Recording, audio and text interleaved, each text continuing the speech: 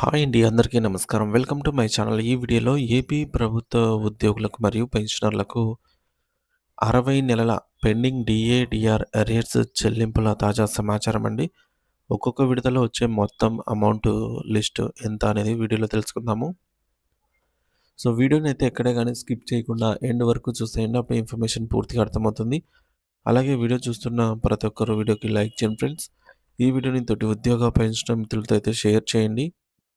కొత్తగా మన ఛానల్‌ని చూస్తున్నవారు ఇంకా ఎవరైనా సబ్స్క్రైబ్ చేసుకోనట్లయితే వెంటనే మన ఛానల్‌ని సబ్స్క్రైబ్ చేసుకోండి. సో, దీని ద్వారా నేను చేసే లేటెస్ట్ వీడియోస్ అన్నీ మీ వరకు రీచ్ అవుతాయి. ఇక ఆలస్యం చేయకుండా వివరాల్లోకైతే వెళ్ళిపోదాము. ఫ్రెండ్స్, ఇక విషయానికొచ్చినట్లయితే ఆంధ్రప్రదేశ్ రాష్ట్ర వ్యాప్తంగా ఉన్నటువంటి లక్షలాది మంది ప్రభుత్వ ఉద్యోగులు, ఉపాధ్యాయులు మరియు విశ్రాంత ఉద్యోగులైన పెన్షనర్లకు సంబంధించి గత 5 సంవత్సరాలుగా పెండింగ్‌లో ఉన్న డీఏ మరియు డీఆర్ బకాయిల చెల్లింపుల ప్రక్రియ ఇప్పుడు ఒక కీలక దశకు చేరుకుంది. గత ప్రభుత్వ హయాంలో ఆర్థిక ఇబ్బందులు మరియు కోవిడ్ సాకులతో నిలిపివేసిన సుమారు 60 నెలల బకాయిలు ఇప్పుడు ఉద్యోగుల ఖాతాల్లో జమ అవుతూ ఉండటం ఒక గొప్ప ఊరటనిచ్చే విషయం. అసలు ఈ 60 నెలల లెక్క ఏమిటి? ఏ ఏ కాలానికి సంబంధించిన బకాయిలు ఇప్పుడు విడుదలవుతున్నాయి? మరియు ఒక్కొక్క విడతలో ఎవరెవరికి ఎంత మొత్తం నగదు అందుతుందనే పూర్తి వివరాలను మనం అత్యంత లోతుగా విశ్లేషించుకుందాము. సో, తెలుసుకునే ప్రయత్నం చేద్దాం. ముఖ్యంగా ఎప్పుడో రావాల్సిన ఈ బకాయిలు వస్తాయో రావో అని సందిగ్ధంలో ఉన్న సిపిఎస్ ఉద్యోగుల జీవితాల్లో ఈ సంక్రాంతి పండుగ కొత్త వెలుగు నింపింది అనే చెప్పాలి. ఎందుకంటే ఈ బకాయిల విడుదల వెనుక ఉన్న నేపథ్యాన్ని గమనిస్తే జూలై 2018 నుండి రావాల్సిన డీఏ మరియు జనవరి 2019 నాటికి డీఏలు కలిపి మొత్తం 60 నెలల బకాయిలను ఒకేసారి క్రెడిట్ అయ్యేలా చేయటంలో ఉద్యోగ సంఘాల పాత్ర ఎంతో ఉంది. సో, ఉద్యోగ సంఘాల పాత్ర కీలకమనే చెప్పొచ్చు. 6 సంవత్సరాల సుదీర్ఘ నిరీక్షణ తర్వాత ఈ నిధులు విడుదల కావడం వెనుక ఏపీ జేఏసీ చైర్మన్, అలాగే ఏపీ ఎన్‌జీఓ అధ్యక్షులు శ్రీ విద్యాసాగర్ గారు మరియు ప్రధాన కార్యదర్శి శ్రీ డివి రమణారావు గారు నిరంతరం చేసిన కృషి దాగి ఉంది. వీరి కృషితోనే సిపిఎస్ ఉద్యోగులకు ఈ పండుగ వేళ ఆర్థిక వెసులుబాటు కలిగింది. అందుకే ఏపీ సిపిఎస్ ఎంప్లాయీస్ అసోసియేషన్ అధ్యక్షులు కె. సతీష్ మరియు జనరల్ సెక్రటరీ సీఎం దాస్ గారు వారి కుటుంబ సభ్యులకు సంక్రాంతి శుభాకాంక్షలు తెలుపుతూ ధన్యవాదాలు ప్రకటించారు. సో, అలాగే ఉద్యోగుల పట్ల సానుకూల వైఖరి ప్రదర్శిస్తూ నిధులు విడుదల చేసిన ముఖ్యమంత్రి శ్రీ నారా చంద్రబాబు నాయుడు గారికి, ఆర్థిక శాఖ మంత్రి పయ్యావుల కేశవ్ గారికి కూడా ఉద్యోగ లోకం తరపున కృతజ్ఞతలు తెలియజేశారు. ఇక ఈ 60 నెలల బకాయిలను ఈ 60 నెలల బకాయిల లెక్కను మనం విడమర్చి చెప్పుకుంటే జూలై 2018 నాటి డీఏ బకాయిలు 30 నెలలు, అలాగే జనవరి 2019 నాటి డీఏ బకాయిలు 30 నెలలు. ఈ 2 కలిపి మొత్తం 60 నెలల కాలానికి సంబంధించినవి. ప్రభుత్వం ఈ భారీ బకాయిలను ఉద్యోగులకు సులభంగా చెల్లించేందుకు వీలుగా ప్రతి 10 నెలల కాలానికి ఒక విడతగా విభజించింది. అంటే మొత్తం 6 బిల్లులను సీఎఫ్ఎంఎస్ పోర్టల్‌లో అప్‌లోడ్ చేశారు. ఈ 6 విడతల నిధులు ఇప్పుడు దశల వారీగా ఉద్యోగుల ఖాతాల్లో జమ అవుతున్నాయి. ఎంతో కాలంగా సీఎఫ్ఎంఎస్‌లో పెండింగ్‌లో ఉన్న ఈ బిల్లులు ఇప్పుడు గ్రీన్ సిగ్నల్ పొందడం ఉద్యోగుల పాలిట వరంగా మారింది.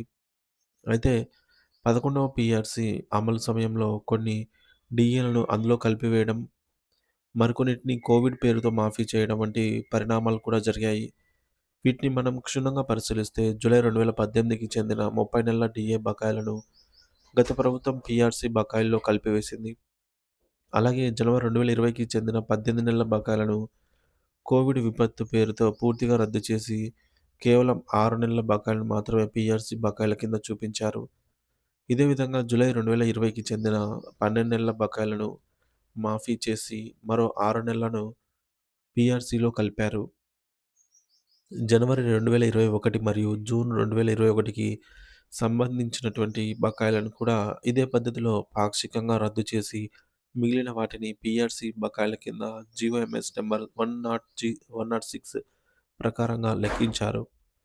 అంటే కోవిడ్ పేరుతో మాఫీ చేసిన బకాయిలు ఇక ఉద్యోగుల నగదు రూపంలో వచ్చే అవకాశం లేనట్లే. పీఆర్సీ అనంతరం వచ్చిన డీఏల పరిస్థితి చూస్తే జనవరి 2022 నుండి జనవరి 2024 వరకు ఉన్న డీఏలను నెలవారీ జీతాల్లో కలిపారు. కానీ వాటికి సంబంధించి పాత బకాయిలను క్లెయిమ్ చేసుకునే అవకాశం ప్రభుత్వం ఇంకా ఇవ్వలేదు. ప్రస్తుతం ఉద్యోగులకు మరియు పెన్షనర్లకు రావాల్సిన పెండింగ్ డీఏలను పరిశీలిస్తే జూలై 2024, జనవరి 2025, జూలై 2025 మరియు జనవరి 2026కు సంబంధించి ఇంకా మొత్తం 4 డీఏలు మంజూరు కావాల్సి ఉంది. ఇక ఎయిడెడ్ టీచర్లు విషయానికొస్తే వారి హెడ్ ఆఫ్ అకౌంట్స్ హెచ్ఓఏ వేరుగా అయితే ఉండటం వల్ల 2021లోనే వారికి 2 విడతల బకాయిలు అందాయి. ఇప్పుడు మిగిలిన 4 విడతలు వారి ఖాతాల్లో అయితే జమ అవుతున్నాయి. ఇక వివిధ డీఎస్సీ బ్యాచ్‌ల వారీగా ఒక్కొక్క విడతలో ఉద్యోగులకు అందుతున్న సుమారు అంచనా మొత్తాలను మనం గమనిద్దాం. డీఎస్సీ 2003 బ్యాచ్ ఉపాధ్యాయులకు మొదటి విడతలో రూ. 9,294 నుండి ఆరో విడత నాటికి రూ. 9,878 వరకు పెరుగుతూ నగదు జమ అవుతోంది.